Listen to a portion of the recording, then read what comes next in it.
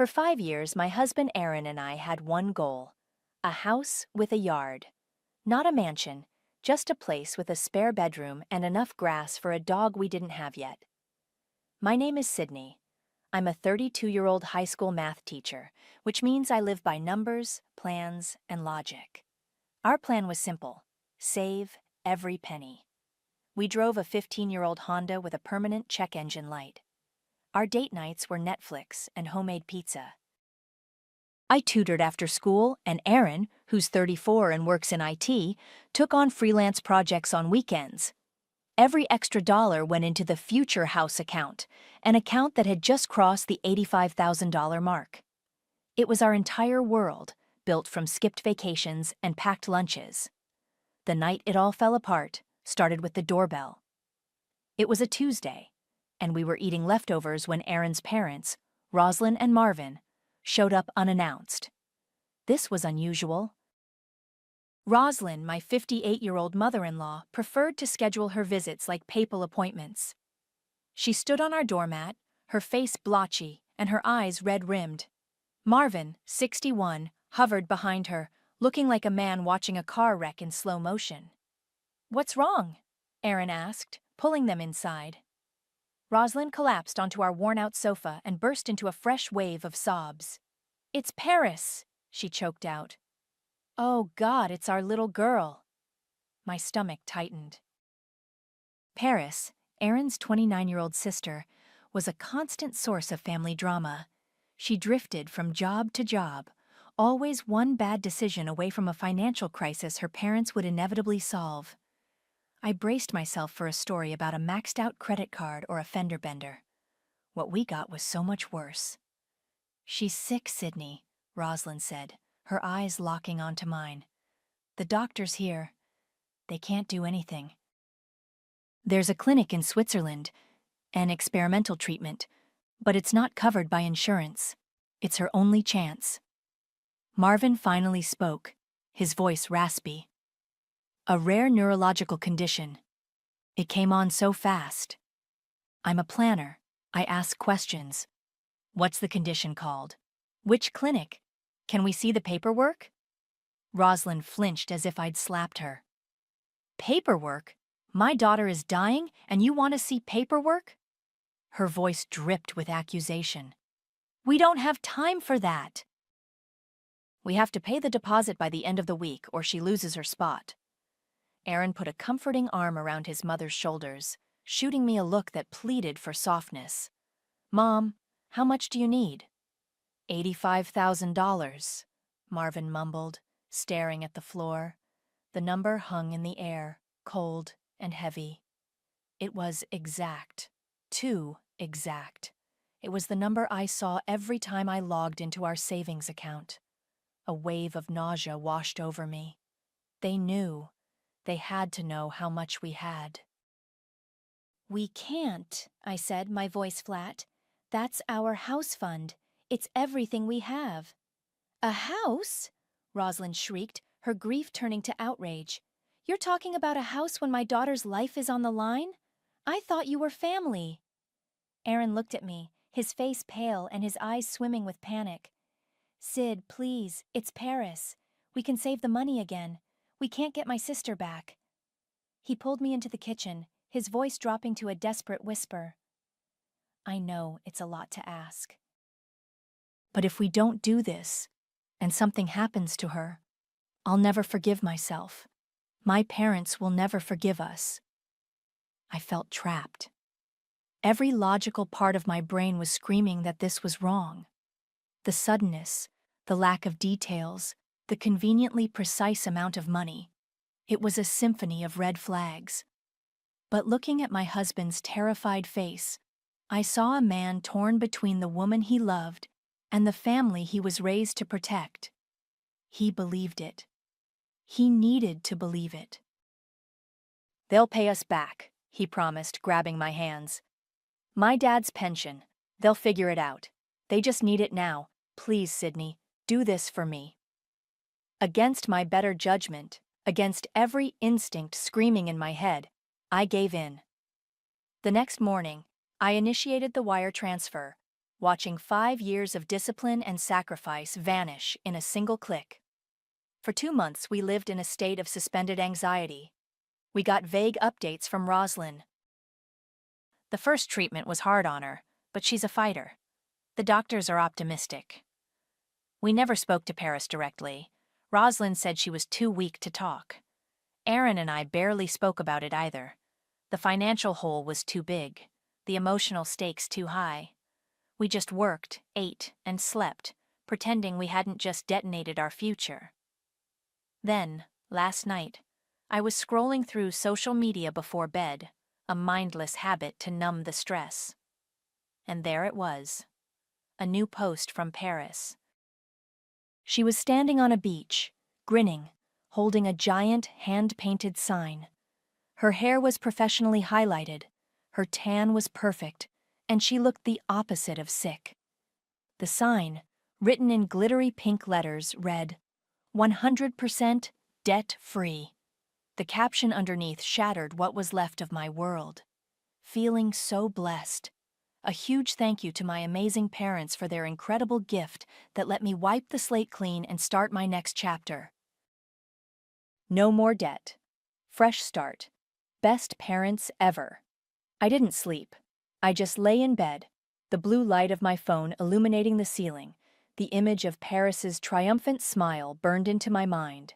When Aaron's alarm went off at 6, I was already dressed and sitting at the kitchen table, my phone placed squarely in the middle like a piece of evidence. He shuffled in, rubbing his eyes. "Morning, you're up early." "Look at this," I said, my voice devoid of any warmth. He squinted at the phone, his brow furrowing in confusion. "Paris is in Mexico? I thought she was supposed to be resting."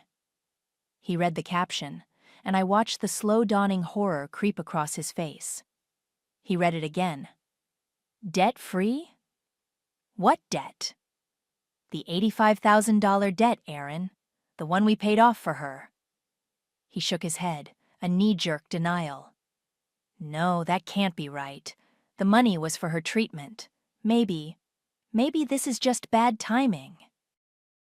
Maybe she's celebrating being alive. Celebrating being alive by thanking her parents for a gift that cleared her debts? There's no mention of an illness, no "thank you for saving my life." Just a hashtag that says "fresh start." We didn't pay for a fresh start, we paid for a clinic in Switzerland. Aaron sank into the chair opposite me, running a hand through his messy hair. Okay, something feels off. I admit it. But let's not jump to the worst possible conclusion. There has to be an explanation. There is, I said, my voice dangerously calm. The explanation is that your entire family lied to us. They looked us in the eye, cried fake tears, and stole our future so Paris could get out of some mess she made. "Don't say stole," he pleaded, his voice cracking. "They're my parents, Sid. Just let me call them. Let me figure this out quietly." Please don't go in guns blazing. I watched him, this kind, gentle man I loved, who would rather absorb a blow than ever throw one. I knew he wouldn't get the truth from them. Roslyn would wrap him around her finger with more lies and guilt, and he would come back to me asking for more patience. "Fine," I said. "You try it your way." While he was in the shower, I started digging. I'm a math teacher. I find patterns and solve for x. This was just a different kind of equation. I started with Paris's social media, scrolling back for months. She was an oversharer, documenting every brunch and bad mood. About 3 months ago, her posts became vague and desperate. Vague comments about a string of bad luck and needing a miracle. In the comments of one post, a friend had written, "Hang in there, you'll win it back." Win what back? I remembered Paris mentioning an online poker site a while back, bragging about a small win. On a hunch, I searched for her username, a cringy combination of her name and birth year. It didn't take long to find her profile on a public forum dedicated to online gambling, and there it was, a thread she'd started 2.5 months ago. Title: In Over My Head, Need Advice. She'd detailed a massive loss, a debt to an unlicensed online bookie that had spiraled out of control. The amount she listed was staggering. $82,000, plus interest and fees. Close enough to 85 to make my blood run cold. The pieces clicked into place with sickening clarity. The fake illness, the urgent deadline, the exact amount of money. It was a calculated heist. My hands were shaking when I called my best friend, Olivia. She's a lawyer, 3 years into running her own small firm, and the most pragmatic person I know. "Liv, I need your brain," I said, pacing the living room. I laid out the whole story, from Rosalind's tearful performance to the gambling forum post. She was silent for a long moment. "Wow," she finally said. "That's not just manipulative, Sid. That's fraud. That's obtaining property by false pretenses. Can we do anything? We have no contract. We just sent the money." "You'd be surprised," she said, and I could hear her typing. "Informal agreements can be binding. Did they ever at any point say they'd pay you back? In writing?" My heart sank. "Verbally. Aaron promised they would, but—" "Check your texts," she interrupted. "Check everything. Emails, messages, any acknowledgement of the money as a loan, not a gift, anything." I hung up and scrolled through my phone, my thumb aching. I went back to the day after the transfer. I had sent Rosalind a simple text. "The money was sent. Hope everything goes well for Paris." I'd almost forgotten she'd even replied. Her response had been short, and at the time I'd found it a bit cold. Now, it looked like a smoking gun. It read, "Thank you for being our angel. We'll pay you back as soon as we can." I screenshotted the text and sent it to Olivia with a one-line message. "Is this enough?" Her reply came a minute later. "Legally, it's a promissory estoppel goldmine. It establishes intent to repay." "Why?" "Because I'm about to burn it all down," I typed back. I didn't wait for Aaron to get home. I couldn't. The rage was a physical thing, a hot coil in my gut, and sitting on it felt like I would either explode or be poisoned from the inside out. I found a quiet corner of the teacher's lounge during my lunch break and dialed Rosalind's number. She answered on the second ring, her voice as sweet as honey. "Sydney, dear, I was just thinking about you." "Were you?" I asked, my voice flat and cold. "Were you thinking about me when you invented a terminal illness for your daughter?" The silence on the other end of the line was heavy and immediate. I could picture her perfectly, posture stiffening, pleasant mask dissolving into a pinched frown. "I don't know what you're talking about," she said, her voice losing its warmth. "I saw Paris's post, Rosalind, the one where she thanks you for the incredible gift that made her debt-free. I also found the gambling forum where she begged for help with $82,000 of debt. So let's stop pretending." Another pause. When she spoke again, her tone was glacial. "We did what was necessary to protect our child. Paris made a mistake, a terrible one, and she was drowning.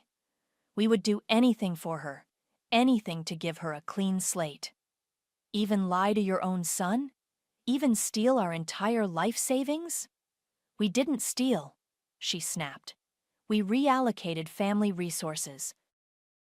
You and Aaron are young. You can make more money. Paris was at risk of ruining her life forever.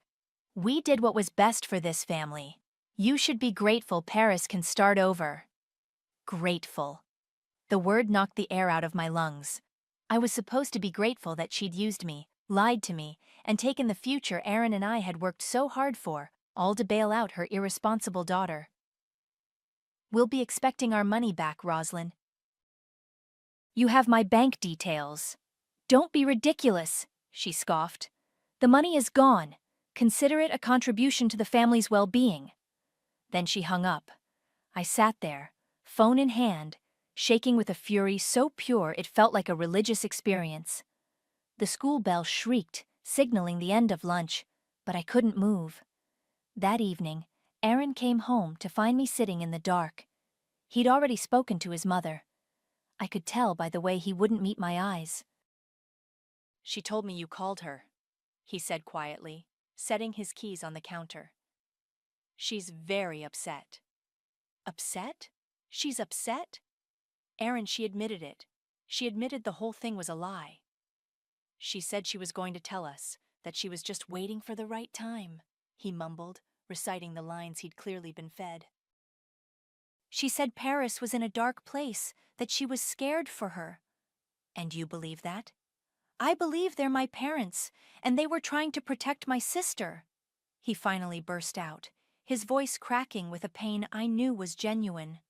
"It was wrong, Sid, I know it was wrong. But can't you just let me try to fix this quietly? Let me talk to my dad, let me figure out a payment plan.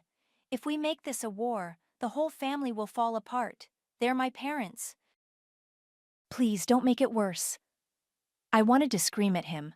I wanted to shake him and ask him when he was going to choose me, choose us. But looking at his anguished face, I just felt tired. I felt like I was the only one in this marriage willing to fight for it.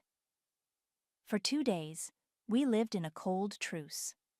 Aaron made quiet phone calls to his father that ended in frustrated sighs.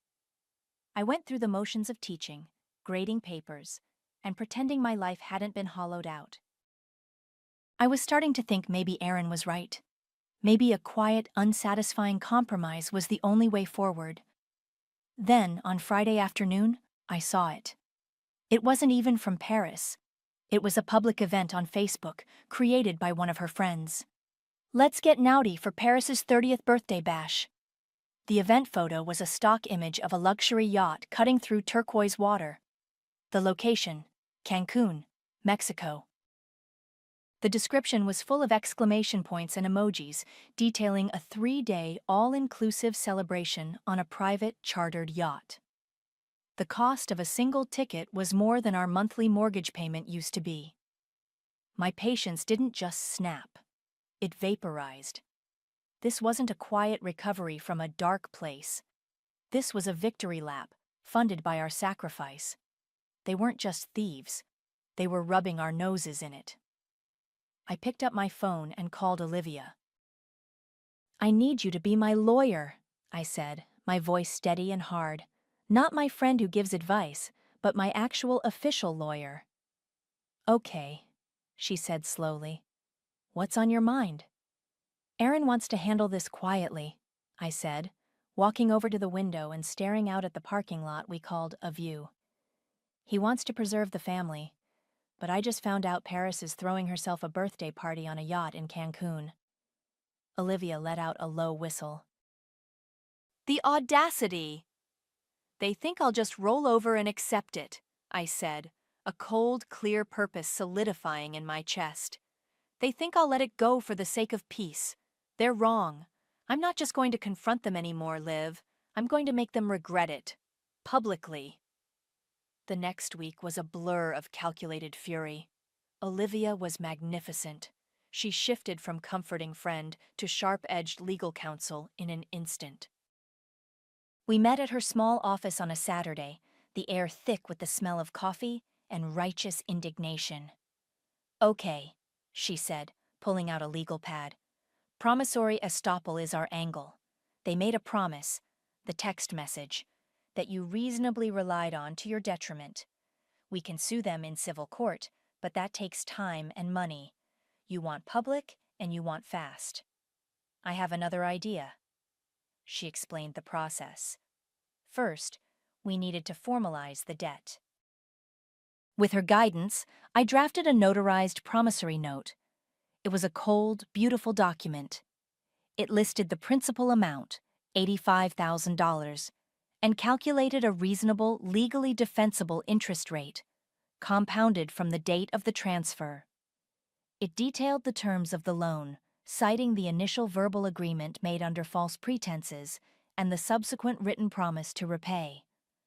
It felt good to turn their messy, emotional manipulation into clean, undeniable math. Next, we built the evidence packet. I printed out the bank statement showing the wire transfer. I printed a screenshot of Rosalind's text message. I printed the pages from the gambling forum where Paris detailed her debt. I even printed the Facebook event page for her Cancun yacht party. Each page was a nail in the coffin I was building. "Now for the fun part," Olivia said, a grim smile on her face. "You're not going to be the one collecting. You're going to sell the debt." "Sell it?" "To who?" "A collections agency," she explained. "For a percentage of the value, they'll buy the debt from you. It becomes legally theirs to collect. And trust me, they are much, much better at it than you are. They're relentless, and they don't care about family drama." She gave me the name of a firm she'd worked with before, one known for being particularly tenacious, but operating completely within the bounds of the law. The next day, I had a meeting with a man named Riker Henry. He was in his early 40s, with a severe haircut and a suit that looked like it was made of armor. He didn't smile once. He reviewed my packet in silence, his eyes scanning each page with an unnerving stillness. "This is clean," he said, his voice a low rumble. "The text from the mother is the linchpin, clear acknowledgement of debt. The supporting documents establish motive for the fraudulent inducement. It's solid." He looked up at me, his gaze intense. "My agency will purchase this debt for 70 cents on the dollar, paid to you upon their first successful collection. Once you sign this contract, the debt is ours. We will pursue it to the full extent of the law. Wage garnishment, bank levies, property liens. Are you prepared for that?" I thought of Rosalind's dismissive tone on the phone. I thought of Paris's yacht party. I thought of Aaron's pained indecision. "Yes," I said, my voice clear and steady. "I am." I signed the contract. Riker countersigned, stamped it, and handed me a copy. The weight of the $85,000 lie was no longer mine to carry. It was now his problem to solve. And he looked like a man who loved solving problems. The plan was set. Rosalind, in an attempt to smooth things over and pretend nothing had happened, had insisted on their regular family dinner the following Sunday. It was the perfect stage. Everyone would be there, cousins, aunts, uncles, a full audience. I spent the rest of the week in a strange state of calm. The anger was still there, but it was no longer a raging fire. It was a cold, hard diamond in my chest. Aaron, on the other hand, was a wreck. He knew I was angry, but he had no idea what I'd done. He kept trying to bridge the gap, suggesting we go out for dinner or watch a movie. I went along with it, but the distance between us was a physical presence in the room. He was still hoping for a quiet resolution, a family that could be glued back together. I was just waiting for the detonation. 2 days before the dinner, he found the folder. I had left it on my desk, a stupid, careless mistake.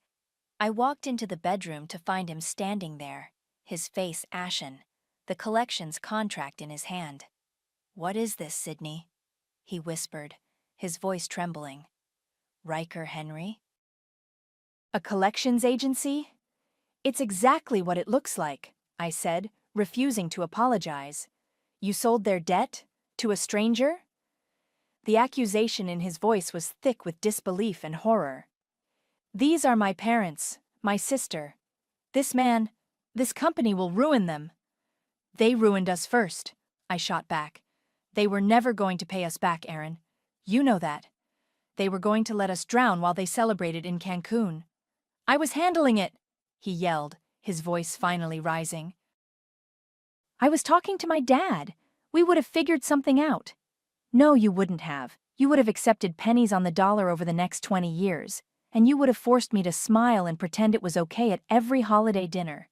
I'm not doing that. I'm done." He sank onto the edge of the bed, the papers fluttering from his hand. He looked utterly defeated. "Please," he begged, his eyes pleading with me. "Call it off. There has to be a way to undo it. They're family, Sid." "Whatever they did, they're still my family." I looked at the man I married, the man whose kindness I had always loved, and for the first time, I saw it as a weakness. a fatal flaw that would always leave me unprotected. No, I said, my voice leaving no room for argument. It's done, and on Sunday they're going to find out just how done it is. The drive to Aaron's parents' house was silent and suffocating. Aaron gripped the steering wheel so tightly his knuckles were white, his jaw set in a hard line. He hadn't spoken more than a few words to me in 2 days.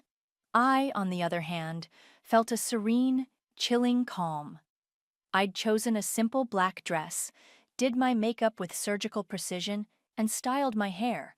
If I was going to be the villain of this story, I was going to look the part. We walked into a wall of noise and forced cheer. Rosalind's house was her stage, impeccably clean and decorated within an inch of its life. Cousins and aunts were already there, chatting over glasses of wine. Marvin was manning the grill on the back patio, offering a weak, nervous smile in our direction. Rosalind descended upon us, air-kissing both my cheeks. "Sydney, darling, you look wonderful.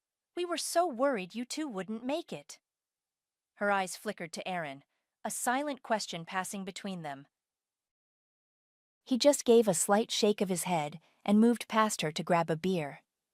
Paris was the center of attention, of course. She was holding court on the sofa, regaling a captive audience with tales of her upcoming Cancun trip. "The yacht has a jacuzzi," she was saying, taking a dramatic sip of her champagne. "Can you even imagine? 3 whole days of just sun and fun." "I feel like I'm finally getting my life back on track." I smiled, a tight, polite smile that didn't reach my eyes, and accepted a glass of water. I made small talk with Aaron's cousin, Beatrice. She was a few years younger than me, a quiet accountant who usually faded into the background at these events. "Everything okay with you and Aaron?" she asked in a low voice. "You guys seem tense." "We're fine," I lied smoothly. "Just a stressful week at work." For the next hour, I played the part of the perfect daughter-in-law. I complimented Rosalind's roast, asked my uncle about his golf game, and listened to Paris debate which bikini to wear for her grand entrance on the yacht. Aaron watched me from across the room, his expression a mixture of dread and disbelief. He couldn't understand how I could be so composed. He didn't realize this wasn't an emotional outburst. It was a mathematical execution. When everyone was seated around the large dining table, plates full and wine glasses refilled, Rosalind tapped her glass for a toast. "I just want to say how wonderful it is to have the whole family here," she began, beaming, "and especially to celebrate our dear Paris's fresh start. We are so, so proud of the woman she's becoming." Everyone murmured in agreement. Paris preened. This was my cue. I waited for the applause to die down. Then, I reached into my purse, pulled out a slim manila folder, and placed it in the exact center of the table with a soft thud. Every conversation stopped. All eyes turned to me. "Actually, Rosalind," I said, my voice clear and carrying easily in the sudden silence. "Speaking of Paris's fresh start, I think this is something you all need to see." Aaron closed his eyes, a look of pure agony on his face. Paris was the first to speak, letting out an annoyed scoff. "Oh God, what is this?" "Sydney, are you seriously trying to start some fake drama at Sunday dinner?" "It's not fake, Paris," I said calmly. "Go on. Open it." Rosalind stared at the folder as if it were a venomous snake. Marvin looked like he was about to be physically ill. With trembling hands, Rosalind reached out and opened the clasp. She slid out the top page, a copy of the notarized promissory note with the total amount owed, including interest, circled in red. She flipped to the next page, the bank transfer statement, then the next, the screenshot of her own text message. "We'll pay you back as soon as we can." I watched the color drain from her face, leaving a pasty gray pallor. Her carefully constructed composure shattered like cheap glass. What is the meaning of this?" she stammered, her voice a hoarse whisper. That, I said, leaning forward slightly, is a formal record of the $85,000 loan you solicited from Aaron and me under the false pretense of a medical emergency. A loan you used to pay off your daughter's gambling debts. A collective gasp went through the room. Beatrice's eyes widened, her gaze flicking between me and her aunt. Paris jumped to her feet, her chair scraping loudly against the wood floor. "You're a liar!" "My parents gave me a gift.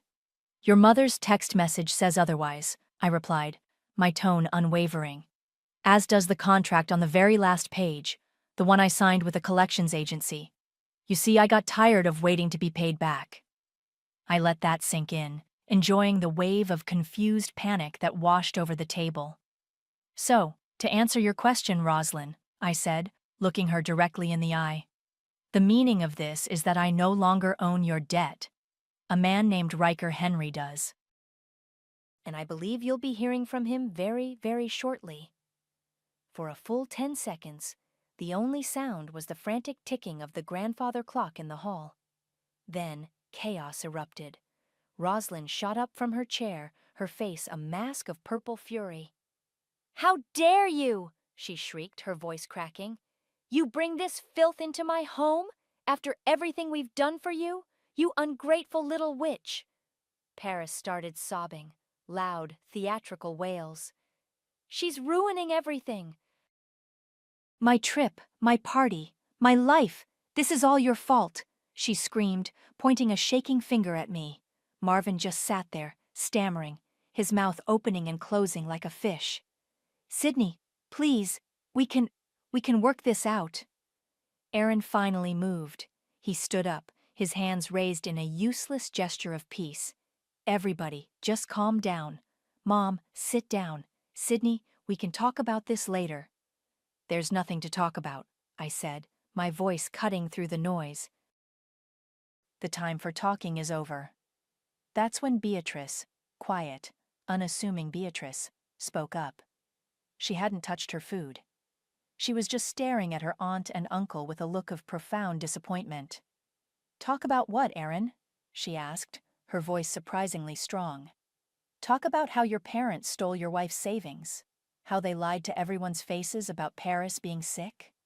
She turned her gaze to Roslyn. "You all lied and stole." "She's just cleaning up the mess." Roslyn looked as though Beatrice had physically struck her. "You stay out of this, Beatrice. This is a private family matter." "It stopped being private the second you took their money," Beatrice retorted, pushing her chair back.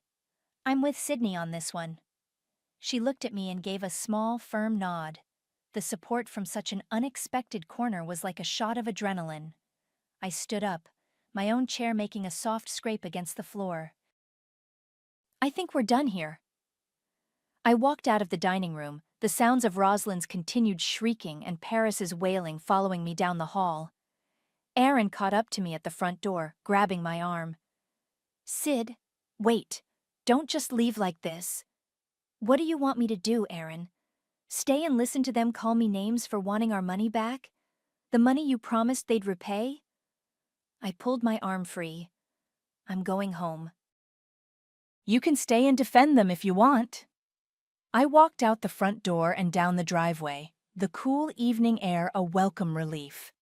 A nondescript rental car was parked across the street. As I approached, the driver's side window rolled down. It was Riker. He'd told me he would be in the area. Just in case. He nodded at me, his expression unreadable. "Sounds like it went well?" "It went exactly as planned," I said. He reached over to the passenger seat and picked up a sealed manila envelope, handing it to me through the window. "Just a courtesy update. We filed the bank levy this afternoon. It should be active by Tuesday morning. We've also initiated the process to place a lien against any property owned by Marvin and Roslyn Lewis. You made a good call, Ms. Lewis. They have assets. We'll get your money." I took the envelope, the crisp paper cool against my skin. It was real. This was all happening. The front door of the house opened again. This time, it was Marvin. He hurried down the driveway, ignoring Riker's car, his face etched with desperation. He stopped a few feet from Aaron, who had followed me outside.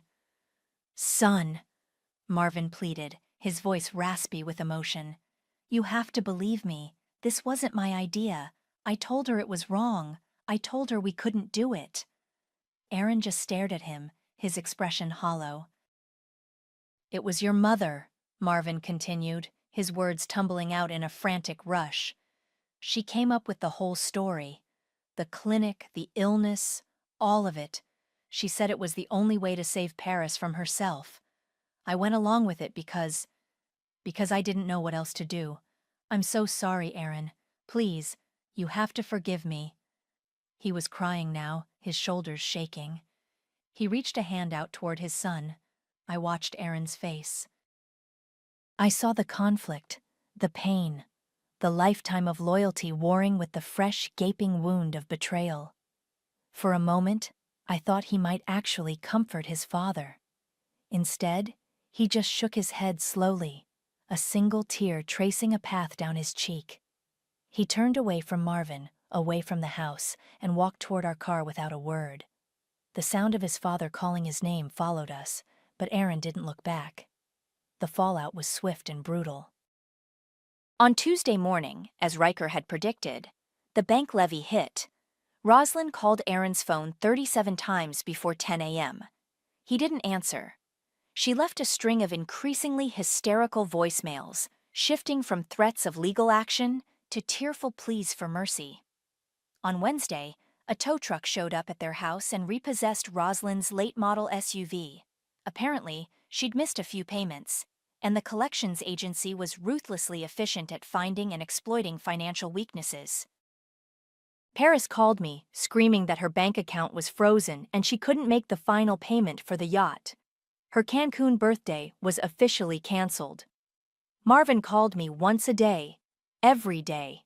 His messages were always the same: quiet, broken apologies, begging me to call Riker off, promising they'd find a way to pay us back if I just gave them time. I deleted each message without listening to the end. Within the wider family, I was officially a pariah. Rosalind had launched a smear campaign, painting me as a cold, money-grubbing monster who had destroyed their family over a simple misunderstanding. Some relatives believed her. I was uninvited from a cousin's baby shower via a terse text message. But a surprising number didn't. Beatrice called to check in, telling me that Marvin's dinner table confession had spread. People were finally seeing Rosalind's manipulative nature for what it was. The victory, however, felt hollow. The satisfaction I'd anticipated was fleeting, replaced by a profound and draining exhaustion. My home, once a sanctuary, was now a minefield of unspoken resentments. Aaron and I moved around each other like ghosts. The silence was heavier than any argument. He'd sleep on the couch some nights, and I'd pretend not to notice. He went to work, came home, ate the dinner I made, and retreated into his computer. We were roommates in the wreckage of our marriage. One night, about a week after the dinner, I found him sitting on the edge of our bed, staring at a framed photo of him and Paris as kids. "They're selling the house," he said, his voice flat. "They can't afford the payments anymore, not with the liens and the frozen accounts. They're moving into a small rental apartment." I didn't know what to say. "I'm sorry," felt like a lie. They deserved it, felt cruel. So I said nothing. He finally looked at me, his eyes red-rimmed and exhausted. "You were right," he said, the admission sounding like it was physically painful for him. "You were right about all of it. They lied, they stole from us, and they never would have made it right on their own. What you did? I guess it was justice." He took a deep, shuddering breath. "But I still lost my family, Sydney. My mother won't speak to me. My sister blames me for letting you do this. My dad just cries every time I talk to him. It's all gone." The anger I'd been suppressing for days finally surfaced, hot and sharp. "And I lost mine the moment I realized you wouldn't defend me," I said, my voice shaking. I lost my family when I had to stand in that dining room alone, because my own husband was too afraid to stand with me. You asked me not to make it worse, to handle it quietly. That wasn't for the family, Aaron. That was for you. So you wouldn't have to choose. The truth of it hung in the air between us, ugly and undeniable. He had no defense, and he knew it. He just dropped his head into his hands. The fight was gone. All I felt was a deep, aching sadness for what we'd lost. The trust, the easy comfort, the shared dream of a future we'd built together. It had all been collateral damage in a war I never wanted to start. I can't do this right now, I whispered, more to myself than to him. I can't be here. I went into the spare room and packed a small overnight bag with shaking hands. Clothes, toiletries, my laptop. I didn't know where I was going, just that I couldn't breathe in that house anymore. When I walked back into the bedroom, he was still sitting in the same spot. He looked up as I passed, his face a portrait of despair. Where are you going? I don't know, I said honestly. Olivia's, maybe. I just need some space. A week. I paused at the door, my keys in my hand. I looked back at the man I loved, the man who had let his family break us. I wasn't sure if a week would be enough. I wasn't sure if a lifetime would be enough to fix it. The house with the yard and the dog we never got felt like a dream I'd had a long, long time ago. My week at Olivia's apartment was a blur of cheap takeout and long, quiet hours staring at the ceiling. Aaron called every day, leaving voicemails that started as apologies and ended as simple, sad statements of, "I miss you." When I finally went home, it wasn't because I had forgiven him, but because I was tired of running. A few weeks later, the dust began to settle, revealing the new fractured landscape of our lives. As expected, Rosalind and Paris didn't go down quietly. Olivia called me one afternoon, a laugh in her voice. "You're not going to believe this," she said.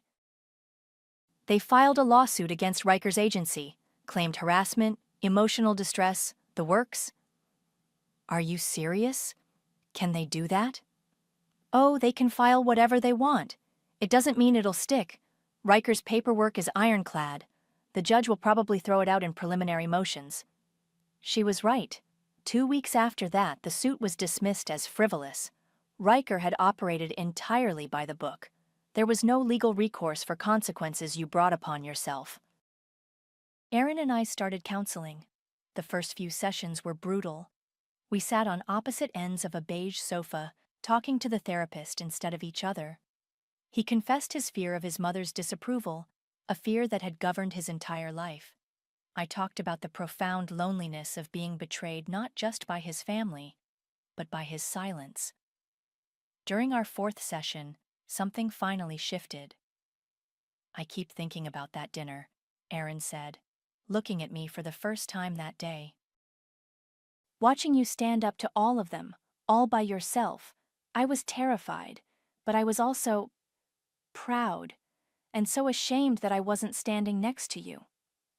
It wasn't an apology that fixed everything, but it was a start. The ice between us began to thaw, cracking under the weight of shared grief for the life we used to have. One evening, as we were washing dishes in silence, I found myself admitting something I hadn't even said out loud to myself. "The moment I told them about the collections agency," I said quietly, "it was euphoric. Seeing the look on Rosalind's face, it was the most satisfying moment of my life." I paused, handing him a wet plate. And it was poisonous. I felt sick with it for days afterward. He just nodded, understanding. A few days later, a card arrived in the mail. It was a simple, elegant thing with a single tree embossed on the front. Inside, in Beatrice's neat handwriting, it said, "Some fires cleanse. Thank you for burning the rot. Let me know if you ever want to get coffee." I smiled, a real, genuine smile, for the first time in what felt like months. I hadn't been entirely alone after all.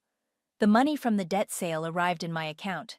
a substantial sum that, while not the full 85,000, was more than enough. It felt strange to see it there. It wasn't our house fund anymore. It was my war chest. Which is how I found myself standing with Olivia on a quiet, tree-lined street, looking at a house. It wasn't our dream house. It was a modest, two-bedroom bungalow with a small, tidy yard and a porch that needed a fresh coat of paint. It was smaller, older, and had none of the grand features we'd once spent hours circling in real estate magazines. But it was available, and it was in my price range. "It's not what you wanted," Olivia said gently, as if reading my mind. "No," I agreed, looking at the "for sale" sign hammered into the lawn. "It's not." I thought about the cost of everything, the lost years of saving, the broken trust, the family ties severed so violently they could never be repaired. I thought about Aaron and the long, uncertain road we had ahead of us if we were going to survive this.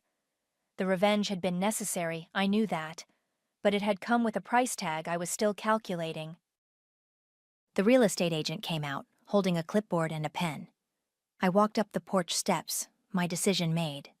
This wasn't the dream, but it was a foundation. A new one. One that was fully and completely mine. As I took the pen and signed the papers, I felt the last of the burning anger finally cool into something that felt like peace. It didn't cost me my soul, but it definitely charged interest.